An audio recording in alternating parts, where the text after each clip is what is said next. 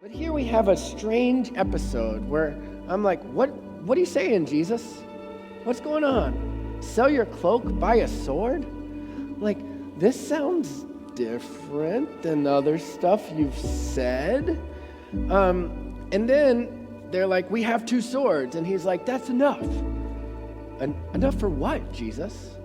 Like, there's going to be 11 disciples and you, and there's 2 swords. 2 swords can't be enough for the self-defense of 11 people, plus you, Jesus. Like, what are you talking about here? Some Christians look at this passage as a defense for self-defense.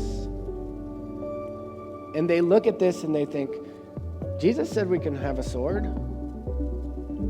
Now, I think there may be other passages where you can make a strong case for self-defense, but this is not one of them. Because Jesus is not talking about self-defense here.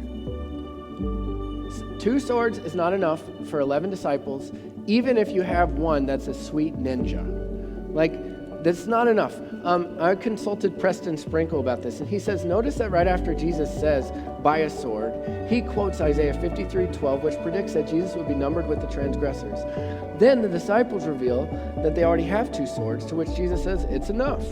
Now, Rome only crucified those who were a potential threat to the empire. For Jesus to be crucified, Rome would have to convict him as a potential revolutionary. And this is the point of the swords. With swords in their possession, Jesus and his disciples would be viewed as potential revolutionaries, and Jesus would therefore fulfill Isaiah 53 to be numbered with other revolutionary transgressors. If Rome didn't have any legal grounds to incriminate Jesus, there would have been no crucifixion. What's going on with sell your cloak, buy a sword, 2 swords are enough? Enough for what, Jesus? Enough to put me on a cross. Jesus is so single-focused on his pursuit of you that he knows I need to go to the cross to remove the barrier between God and people so that people can have access to God's full presence. And nothing is going to get in his way.